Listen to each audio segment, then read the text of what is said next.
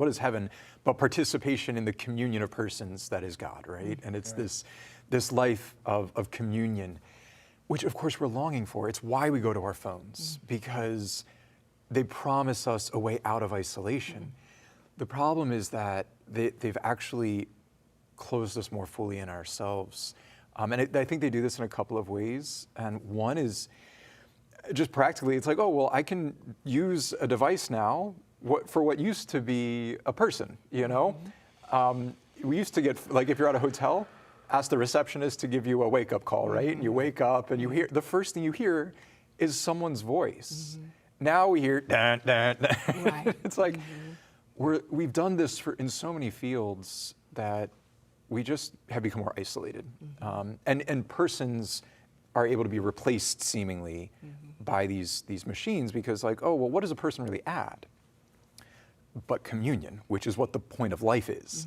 So that's one thing. The other is just because these devices give us a semblance of so much control. You're married, you know that control goes out the window. You have kids, you know that control goes out the window. If you want to live in love, it means I have to let go of some of this control. But we're not good at that. We distract ourselves whenever we lose control. We want to reassert our control, and it closes us in on ourselves. And so we're no longer living with a foretaste of heaven, which is communion, but a foretaste of hell, which is isolation. I am wasting time online. I'm pursuing all sorts of different things because interiorly, I'm just trying to run away from myself. I don't like who I am. I don't like the emptiness that seems to be my heart. And just, it seems like I'm not moving towards anywhere fulfilling.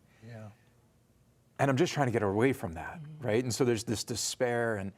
And so I just started kind of diving into his works and really trying to live a more intentional life of confronting that interior emptiness and finding God there. And it opened my heart to a new way of living and a new way of seeing, and just being able to be drawn again. Wow. It's like in life, in relationships, with a phone, with our true identity and who we are. It's like this slow fade, you know, just a slow fade, you know, and then you kind of look back and you go, how did I get here? Like I used to be happy. I used to be joy-filled. That used to excite me.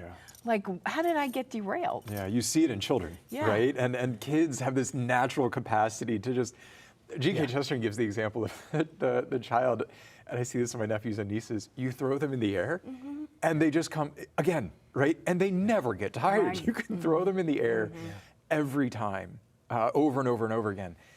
And Chesterton says, this is God who never tires of telling the sun to wake up. God is such a little child in that sense. He's just so excited to see us wake up. And something happens in us. And I think in many ways, as important as it is to be practical and like we have to have a certain responsibility, but what can happen is that we get so fixated on things that we're in control of that we don't allow things to just like, you know, make us wonder, make us marvel.